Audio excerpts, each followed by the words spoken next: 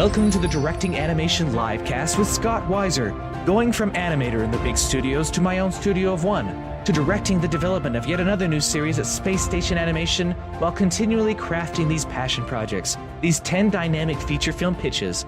The objective is always to master the art of telling deeply meaningful stories. Today we have the amazing Mark Andrews on the Directing Animation Livecast. If you research Mark, you will go down a rabbit hole that just has no end, it seems. But all of this seemed to originate in this one film called Quest for Camelot that many of the most inspiring people I've seen in the industry started on that film. The work you would know from Mark is Brave. He was the co-director on that. Worked on Incredibles, Iron Giant, all these incredible films. And the most recent project was Super Giant Robot Bros, which is a production that was done in record time. It was just an amazing, inspiring thing to witness. And I'm so happy to have you on, Mark. Is there anything you'd like to add to that? No, that's great, Scott. Thanks for having me. I'm happy to be here. Yeah. Now, I'm super excited to get into this conversation. Sadly, I have to do a little shameless plug. Right now, I have a Kickstarter going on it's called Masked Magic. It is one of my feature films that I've done as a book. So it's an illustrated novel. You can check that out at scottweiser.com/mask. There are 11 days left on the campaign. It's a super fun project, great story. And you can also buy the other books that I've done in the past there as well. So, all right. Let's get into this. We started talking beforehand. It was a really juicy conversation already. So I really want to talk about the production of Supergiant Robot Bros. And then we'll go into more depth about your process and how you bring so much awesomeness to whatever project and studio you're working on. So starting with Supergiant Robot Bros, explain the pipeline of that project and how you did it so quickly. And actually, how quickly did you do it? I can't remember exactly. We did it very quickly. We turned out about 5 hours of content in a little less than 2 years. So fully animated. So that's a a record breaker and a game changer. In and of itself. That's different than the 1.5 hour of Toy Story 3 that took 10, right? And yes, some of them would take about 4. It was kind of the average, but yeah. That's great. No, it's not a feature. It's episodic, it's out on Netflix now, so I'll do my shameless plug. Everybody go watch Supergiant Robot Brothers. Yeah, it's my nephew's favorite show, so he'll let you know that. He loves it. My kids love it too. Yeah. I have been dabbling in different production pipeline methods after Brave. I had done John Carter of Mars live action with Andrew Stanton. Oh, amazing. I come back to the Pixar and they asked me to take over directing on Brave, wrote and directed Brave. And I found that when I was in the animation, I was very frustrated because the process, is very slow. It's step by step, right? Yeah. It's siloed each department. And so as a director, I, am not working in context, right? I'm working from storyboards, that's one process, then into layout, that's another process, then into animation, that's another process. You don't see everything together until it comes to lighting. So if I want to change anything, it's a lot of money. There's a lot of water under the so bridge. Expensive. Yeah. Versus working on John Carter, where everything is essentially real time. I had the actors, I had the sets, I had the lights, I could see through the camera if the scene was working or not. I could make the change immediately. So when I was done with Brave, I approached Jim Morris and Ed Catmull. I said, I want to do it differently, right? I want to skip the 2D side of it altogether. I don't need it. I want to jump right into 3D because the tools are fast enough and the artists are versatile enough that we can go right into 3D. So I can be in the 3D context of my story sooner rather than later. And so to do this, we used motion capture, right? Pixar built a volume, a 70 by 80 foot volume. It's the biggest volume that was up here in the Bay Area at the time.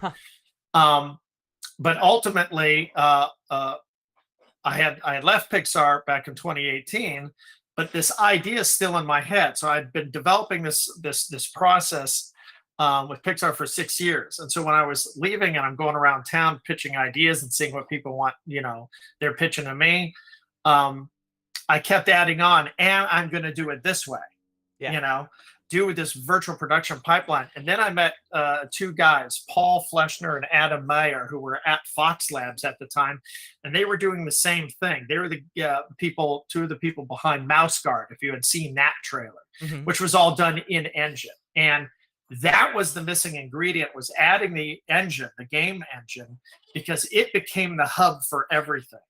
And so when Real Effects approached me to direct Supergiant Robot Brothers, I said, great, I'll do it, but only if we do it this way.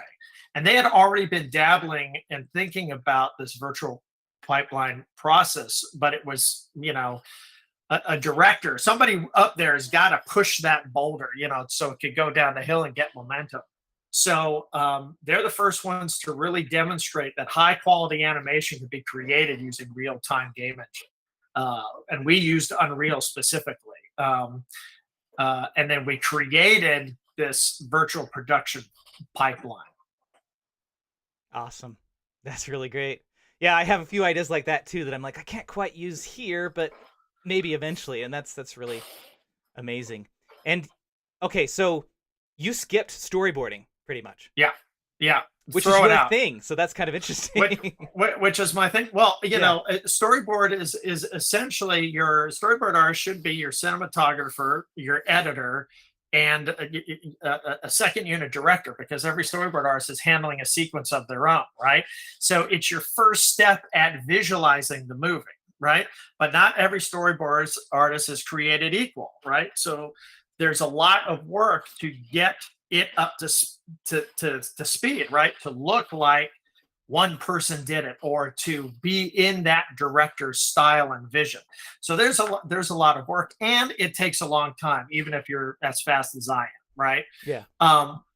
It takes a long time. On stage, when I'm on stage with a virtual camera and I have the motion capture actors right there, the first thing I do is I'm not worried about the camera. I'm constructing the scene. I'm constructing the story, because that's the most important part, right? With my actors. Once I get that, then I bring in my virtual cam, the V cam, and then I shoot and I find the story within there, and I can shoot one side, the other side. I can shoot coverage. We don't have this in animation, so it's much more of a live action feel. But I can also be a boom, a helicopter, a drone, a dolly. I can be all these different things just by holding it and walking the camera. So what you have at the end of the day is, we would shoot, I'll just give you an example of timing, right?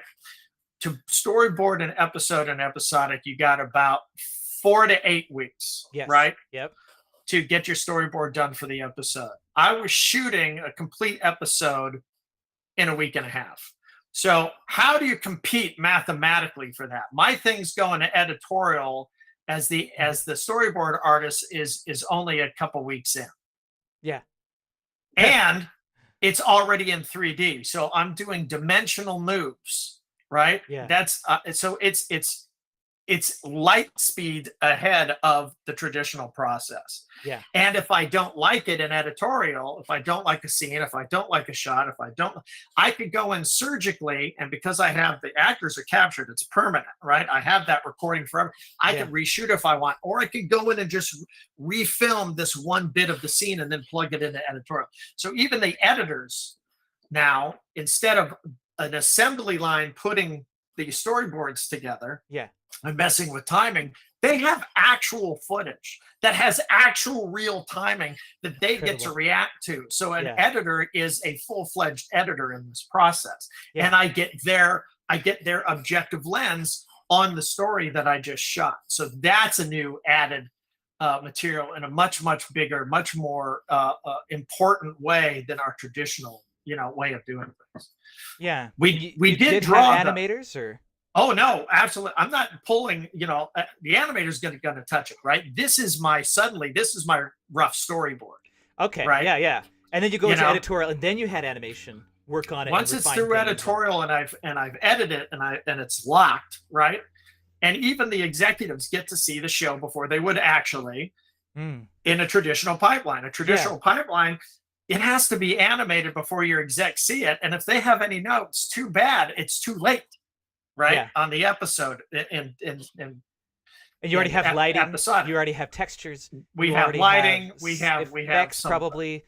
Yeah, Yeah. we have a lot more than you usually do, Yeah. and when I send it to the animators loved it. They had the timing was locked. There was no animation growth at all Yeah. because I've already shown that it could work, right? Yeah. And Yeah. I'm doing like 12 frame cuts, 10 frame cuts, because this is an action oriented dynamic comedy. I would talk about Edgar Wright, the way he cuts, his cutting is a character in the film. And I wanted that style, that sophistication in this episode. I wanted dynamic camera moves like Yeah. you get out of a Michael Bay film Yeah. that you can't do in animation because it's just too costly. So I had everything. Talk about this And camera as a character. I like that concept. yeah, well, Yeah. the camera is also a character. I mean, you could be self-aware. I mean, the camera can play in and punch in jokes, by the Yeah. way it's reacting, right? Yeah. So the Yeah. camera becomes almost this conscious viewfinder, right, of what we're seeing. So I'm into cinematography. I'm a huge cinematography nerd. I had a fabulous DP with me on set, Yeah. Enrico Targetti, and we just had a blast pushing everything, pushing angles, pushing moves. I mean, even pushing lighting, where we changed the lighting up on certain shots in the show and go to something that's very uncharacteristic, that feels a little bit more anime. For example, Yeah. we have this one shot of thunder leaping through the air, all of 300 to chop this kaiju in half and split him in this big kind of like samurai move. And I go in slow motion. You don't see a lot of slow motion in animation. I'm the one who uses it a lot. And I noticed that shot. Like it was awesome. I was like, whoa, this is something like it wasn't. And then it goes to silhouette, right? It's just super red. And he's black, and it's supposed to be a sunny day out in the desert, but we can do that. I'm leaning into this is a graphic show, and it's an animated show, so I'm leaning into the animation, right? I'm not trying to go photoreal. I'm not trying to push any kind of reality. So let's have fun with it. So the camera allows us to do that. The lighting allows us to do that. The animation, and then the animators at Real Effect just took it and ran with it. And they came up with great stuff. And we animated to. I didn't want it on ones, right? There was no such thing as I keep noticed alive. that. Yeah. So I wanted the animators to go from pose to pose and have fun, right? We call it snap and ease. Was our style. So you would hold and it would be a blink, that's all what we need, because we had 5 hours of footage to do in less than a year. Through. Yeah, exactly. Yeah. And I noticed some shots, like there was a guy in a cockpit and he hardly moved, and I thought, wow, that shot would just go through like that. Yeah, just a head turn. Exactly. Just a head turn. And I've already motion captured the plane. So the plane was me, on the stage, zipping the plane around. So it was a much more dynamic process. I mean, we did draw, right? But what we did was I had 3 artists and then me as the 4th artist, and we were turning around. What we did was we comic booked the movie. We took the script and we turned it into a comic book. And we were turning around an entire 35-page script every week. Wow. So in 10 weeks we were done storyboarding the entire show by making a comic book. And the comic book became our shot list on the stage. Right? Because you don't have to worry about editing, right? All the comic book artists or story artists had to do was worry about the visual storytelling, right? But they can do one panel. They can have word bubbles for a talking scene. I'll do the head-to-head, the cut-to-cut, all that stuff on the stage. But where are we? Who's talking? What's the dynamics or the mood of the scene? And that would cover it in a comic book. And the comic book would then go out to all departments. So now everybody knows can read a comic book. Everybody loves comics, and you know exactly what's going on. So the comic also became our asset generator. So from a production-wise thing, right? Everybody looks at the script and goes, we need this, and this. But in the script, it doesn't tell you how you're going to see it. So there's these huge assumptions that start sinking the production. It starts overburdening it and weighing it down. I would say, okay, you have your initial list, but don't freak out. Now look at the comic book and budget off the comic book. right? Yeah. So now you see exactly how we're going to see that city, exactly how long the jet or whatever is going to be on frame. If it's on for 2 panels, it's not going to be on very long, Yeah. right? And where the action takes place. So that starts reducing the budget because we know what kind of assets. We tighten that asset belt, as tight as we can. So we were working within these limitations, and the quality never suffered for it. That's awesome. That's so cool. Ah, I love hearing about it. It's awesome. I love your energy, and that's what I want to talk about next is your energy. Yeah. Because I mean, you have worked on so many projects, and I remember specifically hearing your name, and I'm pretty sure it was your name, that the opening sequence of Toy Story 3 just wasn't working, and so they had you come in and just like redo everything and just really kind of filtered all this stuff through you, and it ended up in this brilliant sequence that just it just grabbed me and pulled me in. I was a fan of the first 2 Toy Stories, but Toy Story 3 like really hit home for me. I suddenly became a bigger fan of all 3, and I think it partially has to do with that opening sequence. So, yeah, you can talk about that, and I also like to just hear about how you move from project to project, why people want to work with you specifically, and what you bring to the table when that happens. Right. Well, in the case of Toy Story 3, I've always been classified as the action guy. Action guy. Okay. And so they wanted to have a big rip roaring action sequence. Yeah. So this is, I've already been head of story on Incredibles at that time, and I was in development. They'd asked me to direct, so I was sitting in development working on some of my ideas for Pixar when. The producer stepped into my office and they said, John would like you to go in this action sequence in this vein of this kind of B monster movie, kind of thing. Yeah. And I'm all great. So they pitched me what they wanted. And I just jumped in there and knocked them out of board and gave them a lot, so they didn't use all of it, and they cut down what they needed. And, awesome. And there you go. That also happened on Bolt. I Yeah. did the same thing for the opening action sequence on Bolt. I didn't actually board, but I went down and talked to the team down there, the director, of where to get this, what they can do for, to punch up the action, Oh, that's brilliant. That's my favorite part of the movie. Yeah. That opening sequence. So I've been the action guy. I handled most of the action sequences in Iron Giant. And then Brad had asked me to come up to Pixar and be his head of story on Incredibles, which is a fantastic, Incredible. and that's just an action superhero movie, but action is something that I just love. Those are all the kinds of films I watched growing up. They were the fantasy and sci-fi stuff, or was action. I'd love, Sinbad, were some of the first movies I saw when I was a little kid, and those were kind of my Star Wars. And then Star Wars came out, and I'm all, when I was in 4th grade, I was like, that's a culmination of everything that I'd seen up to that point. So that's what I was just emulating. I was emulating the dynamics, that speed, the tension, the intensity.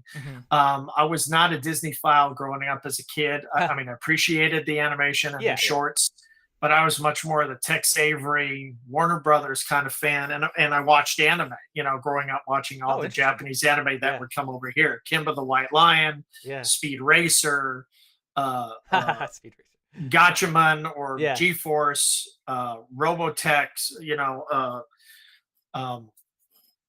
Star Blazers, right? Those were my films. So I was fully set in that kind of universe. So even on Quest for Camelot, when I was a storyboard artist on that, I would get the action scenes, the opening, a Griffin steals Excalibur. I mean, that sounds awesome on paper, right? I tried to make it as awesome as I could, blowing out the torches, and so you couldn't see it, and revealing it, so I remember back in those days when Brad Bird had Warner's brought all the Turner library, right? So then all of a sudden we got Brad Bird, right? And I had seen what he was doing on Ray Gunn back in the day, and I was excited to possibly work with this guy, right? And Brad started hiring all these artists to come over on Iron Giant, and I wasn't getting picked, right? So my pride was a little stung. I'm all, well, I'm better than all these guys. Why am I not being seen? You know, Oh boy. and what I realized later, once I finally got over there, I was one of the last guys hired over there. I went over, I walk in, and Brad Bird and Jeff Lynch, their head of story, were there, and he's all, thank God you arrived. And I'm all, what's going on? You're the first guy we asked for. What?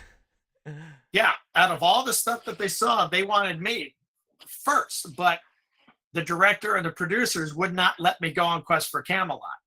So that's the first time I started to understand an artist's worth, right? And when you get somebody really good, you do not let them go. Yeah. Right. So I was like, okay, great. What sequence do you want me to work on? Here's the opening. Here's this action sequence. Here's this action sequence. And you're getting the entire ending, you know? So aborted a lot of Iron Giant. And then after that, that reputation, right, of someone who delivers, somebody who's vast, somebody who's talented, then people start knocking on your door and you start getting calls. So then I was on to the next movie, Osmosis Jones, you know, as head of story. That was a bump up. Mm-hmm. And then we were done with that. I did not like that project at all. Interesting. Or the leadership, you know, it was just, we kind of took a step backwards after Brad Bird. And then after that, my head of story on Iron Giant called me to work on Spider-Man's, Sam Raimi's Spider-Man. So I left Warner's and did live action. And that was a fantastic 9 to 10 months working with Sam, because he really appreciates the storyboards. And he said, you board it, I shoot it. And it's almost 1 for 1 on all the sequences I did for that. Wow. And then Brad called me again to work on Incredibles. Yes. So I was up at Pixar for 18 years doing that. But I think what you get with me is you get the passion, right? I mean, I love film. I love storytelling. Yeah. I love visual storytelling. I love cinematography. You know, I've had some fantastic mentors, you know, in the past. Bill Croyer, Brad Bird, of course, Jeff Lynch, and Sam Raimi, you know. And so I've been essentially trained by some of the very best out there. And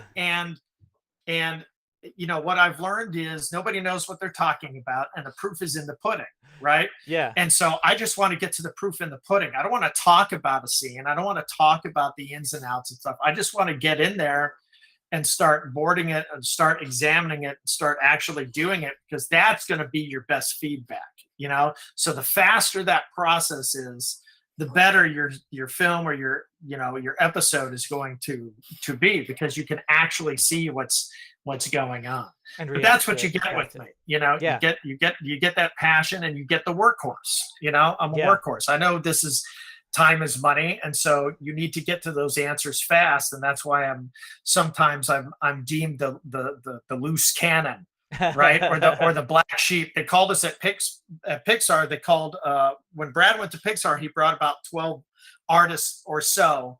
So they called us the Dirty Dozen, you know, because we're Dirty Dozen. We're guerrilla fighters. It's strong coffee, right? Yeah, we're strong coffee. What Brad calls strong coffee. Yeah. But that's what you need. Every production needs strong coffee. There's passionate people to get to crack through it and get stuff done. You know? I think I'm one of those too. I really related to that. You talked about the value of the artist, and how if you do speed and quality and you're great to work with, then you know people are just always knocking on your door, and people will ask me, like, what's the strategy for continually getting work and finding success? And that's the main thing I can even give them as well. Yeah. And and I love how you are willing to be a loose cannon, and you've made that work. I had somebody I asked who they had their first directing gig and it fell through. They were really sad about it, and they said, we don't have any proof. And I was like, well, come on the show. We'll make proof, you know? They said, well, I don't want to spill the industry tea, is what the person said to me, which I understand. That's their decision, but it doesn't seem like you're too concerned about that. I'm not concerned about spilling the tea. Let's spill the damn tea if it needs to be spilled. It's not that I'm aggressive. I'm going to attack. You're not going to be behind people's back, like crafting like a I don't know, a way to Yeah. destroy somebody, but No, you know, no. There's nothing Machiavellian in it. yeah, yeah, This is an industry, and we got to get stuff done. yes, I was at Annecy, sharing one man band at Annecy. It yeah, wasn't up for for the festival. It was just we brought it out to show, right? And that yeah, kind of kicked everything off in 2005 at Annecy. And I was talking to a bunch of people out there in the European animation industry, and they take 6 to 8 years to get shorts done and things to get made because it isn't an industry over in Europe, right? It's more of an art form. And so, but there isn't that drive and that push. And yeah, they really lamented that fact. They want to get stuff done and they want to move on to the next thing, yeah, yeah, not take several years to get something done. And that's what we're in, film is art, right? We're dealing with a bunch of super talented artists, but we need to do it on a timetable and on a budget, right? right, To stay employed. So yeah, the best practice is get your deadline in. yeah. Finish by your deadline and make it awesome. Make it as awesome as you can in the time that you have. Right. Yeah. Well, it seems like the world needs more people who are willing to say the emperor is wearing no clothes. You know, No, absolutely. why are we sitting here watching it? You know, I walk around naked all the time, figuratively. Yeah, yeah, Especially when we were working on Supergiant Robo Brothers, we're developing this production method using this technology that had never been used in this way. A game engine's fantastic for making games, right? mm-hmm. And for the 90% of the things that we did on Supergiant Robo Brothers that Unreal was fantastic at, there's a lethal 10% that it didn't do what I needed very good. And Yeah. so we had to write Real Effects had to write our own software, our own proprietary stuff to hurdle those deep chasms. Yeah, we've had that too. At Space Station. To make it happen. Yeah, yeah, And I don't know if everybody's been watching the Light and Magic documentary on ILM, but that same feel that they had on ILM in the early days with a bunch of just cowboys doing stuff and not really knowing kind of what they're doing and making it up as they go along. That's what me and the team were doing at Real Effects on Supergiant Robot Brothers, and developing this cutting edge or using this technology that's been around, right? But using it in a way that nobody else has used it before to get this get this very high quality product at the end. And this is the leading edge of what's coming in animation. And what it really allows people to do is it allows smaller studios to what I call punch above their weight, and rival the big studios. At Pixar, we would always be looking in the rearview mirror and seeing which studios are getting close, right, in our rearview mirror, and they're right on our bumper. Now, forget it. Now, smaller studios can be neck and neck with the Pixars and the Disneys and the DreamWorks. I mean, they're lethargic dinosaurs at this point who haven't been innovating for the last 10, 15 years. I love that you don't mince words. That's awesome. No, it's the truth. That's strong the reality. coffee. Yeah. That's a reality, and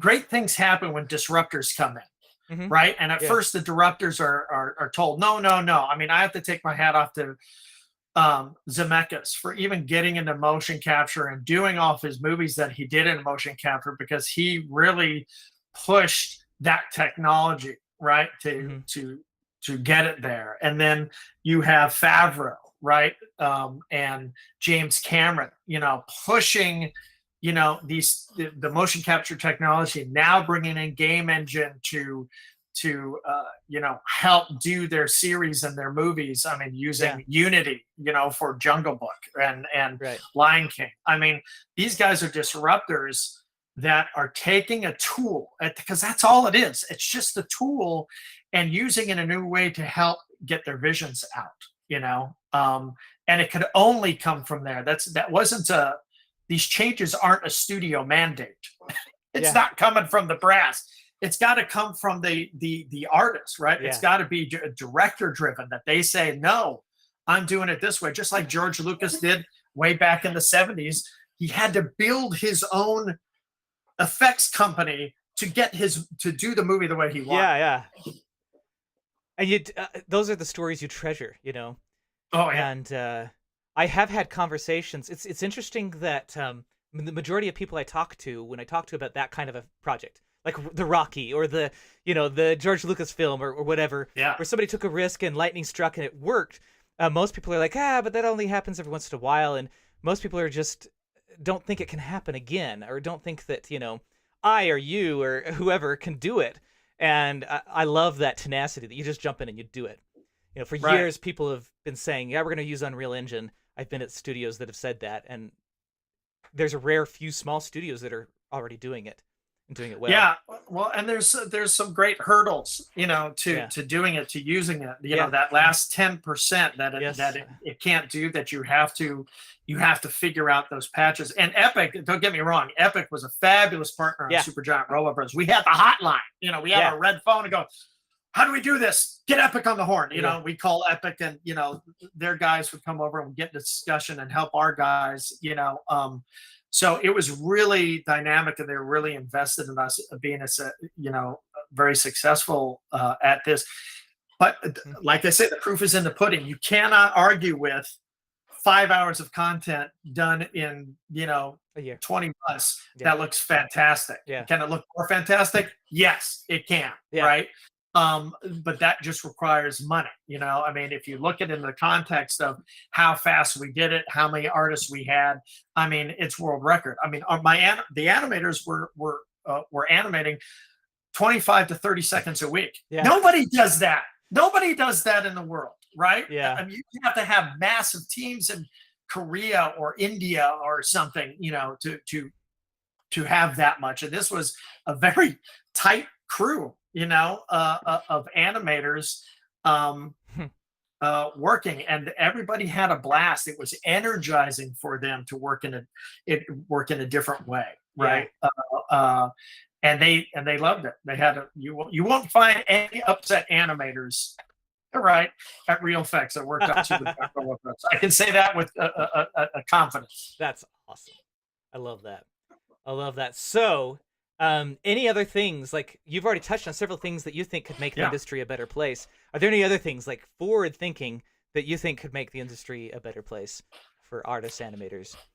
Well, I think with this is going to be a huge thing, And just let me take a step back to the people who say, oh, this, industry, these big things that kind of change everything, and it's so long in between things happening. They're forgetting that they're riding that wave, right? George Lucas kind of inspired and did all these things. So the effect isn't singular. That singular effect branches out, right? Yes. And spreads. I mean, look at how many special effects movies we have now, right? Every Marvel movie, every, Star Wars movie, every sci-fi movie, are special effects heavy because of this one freaking person, right? Look at what Pixar did doing animation in 3D. It's the same hit, right? Using this computer as a tool to have more control and power when you're creating these worlds, right? And the first Toy Story is just evident of that, right? How beautiful it was. We've never seen anything in animation like it. We've got dimensional moves in animation for the first time that aren't cheated bypacks, and stuff. That has boom. We only have 3D animated movies now, for the most part. Yeah. And that's that one disruptor going bang, right? And there's everything. So with this new virtual production pipeline, what we're going to have is we're going to have even more stories being told, right? With the advent of streaming has done this boom, right? Thing of this, how much content is king now, and with this, the barrier for entry of doing your film or your show or your idea has suddenly been given to the masses by these Unreal engines, right? I don't need a studio who employs 300 people to make my movie. Right. I just need a couple of $1,000,000 to get, 20 to 30 artists, and I can make my own feature. I can make my own episodic series. I can make, you know what I mean? Oh yeah. So that kicks the door open on different voices that are going to be coming out into this into this world and arena, and then you get much more content that's going to come out for good and bad. Yes, yeah. Yeah, I But know Miyazaki was lamenting the boom in anime, and he's like, I feel like I'm pouring a bucket of water onto a flood. And am I contributing to the problem is what he would say. But then he'd say, well, I'm trying to make the best possible images and movies I can. So every once in a while, even in a flood, you need some good water. You need a bucket of good water. So that was his and it's a business, and he's lamenting the competitive factor, that you have all eyes on the new stuff, and what the kids, and not just kids. I mean, anybody younger than me is a kid, but just what these audiences, how they're ingesting their content now. And what they're ingesting, they need to be constantly fed. And Miyazaki, for as amazing as most of his movies are, can't keep his audience fed, right? So now the audience is going to be fed, and there's going to be new voices out there, know, and that's the exciting thing to me, is who are these new voices, right? Who are this tried and traditional way of even storytelling, right? How do we break that up? Right? So that we're not following the same adages that we were following even 20 years ago. Right. These handbooks about storytelling, and these people who were it reminds me of writing, right? Back in the day when religion controlled all the documents, right? That only the scribes were inside the church, right? Once a guy invented the printing press, boom, it exploded for good, right? And there was nobody gatekeeping how it's being done. Right. And I feel these studios are gatekeeping how movies are being made, and that you have to have super special magic powers even to make a movie. And it's like, you don't. You have to be passionate and have a story to tell, and get the right people for the job. Yeah. Off you go. Yeah. Oh, I love that. That's great. Yeah, I want to do it. Because from the beginning, that's what I've done. I've been like, I want to make a movie. Oh, I don't have a studio. Well, I'll write this book, and then I'll pitch it at studios. Yeah. And I found out very quickly that was hard. So I did a short on my own, and then I kept doing more of these feature film pitches. But it's like it takes forever to get one of these balls rolling, and somebody to invest in you. And it's like, well, why can't I just invest in myself? Why can't I just go and do it? Can. And you can Kickstarter your movie right now. You can Patreon your movie right now. I mean, everybody's looking for content. There's investors out there who want to invest in things, and you get the game. Unreal is free. You can download it right now, everybody, onto your thing and start making shit. Right? That's not a problem. You get people around you. You can make, that's the exciting thing, right? It allows you to punch above your weight. And there's a lot of vendor studios right now that don't want to be vendors anymore. They want to make their own stuff, and it's going to happen. I say it's 5 years and the whole thing will transform. And other people that I know have been in the industry a lot longer, who get this process, go, it's already happening. The die is already cast, right? You can't stop. It's going to be 2 years, and the industry is going to be absolutely changed, And it doesn't mean, everybody who's listening, that you lose your jobs. That's not what's happening, right? It isn't the car replacing the horse. That's not what's happening here. What this does is it's changing the landscape, so you have more access, you have more authorship, right, of the things that you're making. You're behind. It's smaller crews doing many, many more things, right? So it's a different, it's not a revolution, right? It's a renaissance that's happening. It's a renaissance. And that's what's coming down the pike. So anybody who's listening, if you're not in Unreal already, get in Unreal. Learn in Unreal. You can do everything Unreal. And that will get you those jobs, because right now there's not enough people. Oh yeah. That's the hardest thing we've been able to. At Space Station, we're always looking for that person who could assemble scenes and do some lighting and just really engage with Unreal. And where's that person? It's been so hard to find them. And Space Station is still cranking out about 7 minutes a month, and releasing those episodes on YouTube, and the viewership is growing. And now there are multi-language channels, and there's lots of growth there that's really exciting. At the same time, it's like, wow, Unreal is really what unlocked that, and the right people. Yeah, yeah, But, yeah. and there needs to be more and more people. I mean, on Real Effects, we were hiring people right out of school who have any Unreal experience, Yeah. And it was like my days back during the Renaissance of I was in school. I was at Cal Arts when the animation was dead. It was absolutely dead as a doornail. The last thing you had was Great Mouse Detective Yeah. and the other one that they made at the same time, right? The Black Cauldron, right? Yeah. And it was it, dead.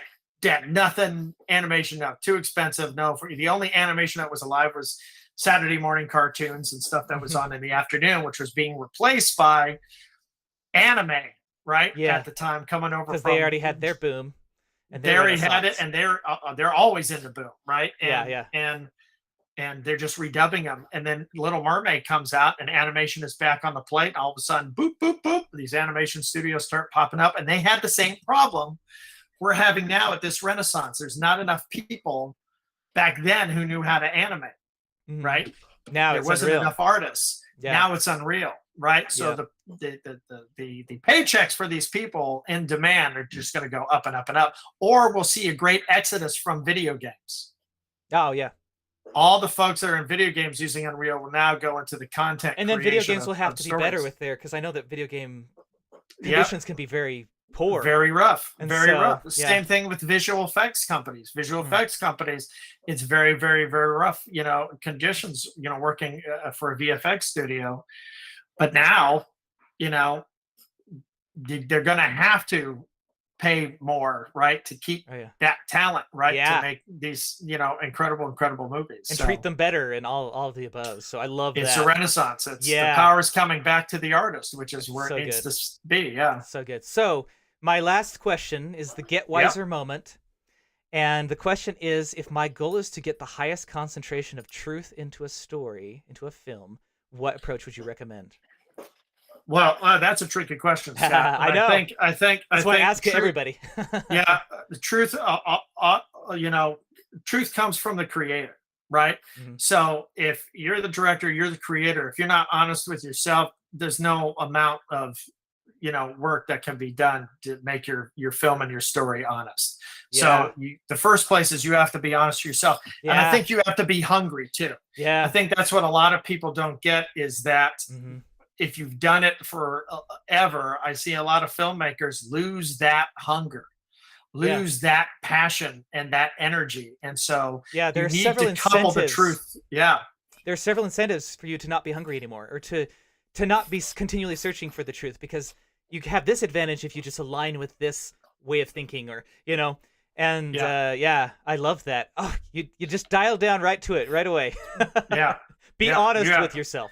Be honest and hungry, and honest hungry. if you're and honest if you're really hungry. I mean, it's a job, right? And I think that there is this you only get one shot, so it has to be and that isn't honest. I don't think that's real. I don't think that's a reality. No, it's not. To be precious with this thing, it's a job, and you don't control the story. The story is ultimately going to control you. Yes, you need to be the slave of the story, not the master. You're the slave. Yes, you support it, and there has to be a passion and a hunger, and an honesty. That's part of the truth. The honesty of it. And the proof is in the pudding. Yeah, it's always the same. Proof is in the pudding. I don't care what ingredients you show me. Make me the cake. Yeah, make me the cake first, and then I'll tell you if it's working or not. Love that. That's so awesome. Yeah, so if people want to follow you, connect with you on social media or whatever, where should they go? Yeah, well, LinkedIn is a good place. Yeah. You can find me on Instagram. Those are pretty much the only two I do. Yeah, that's fine. You're wise with your time. So Yes. I do not have the time to be a social media, magnet, That's awesome. That's awesome. The way to engage with Mark is to watch his content. Right. Or come see me. I'll be at Lightbox this year. Same here. October 14th to the 16th. So come see my panel lecture. I'll be talking about the magic, of virtual production pipelines. Yeah. It's real-time pipelines. So come see me talk. Catch me there. Awesome. Please do come. Come see me too. And until Thanks next for time, having me, Scott. Oh yeah, it's been a great pleasure. Thank you so much. And until next time, I hope we all get a little wiser. Except my hotkey did not work. This is live. Proof is in the pudding. Thank you for watching the Directing Animation Livecast, hosted by Scott Weiser. Audio version edited by Kira Horowitz. Copyright Scott Weiser LLC 2022. Don't forget to subscribe on YouTube and ring that notification bell.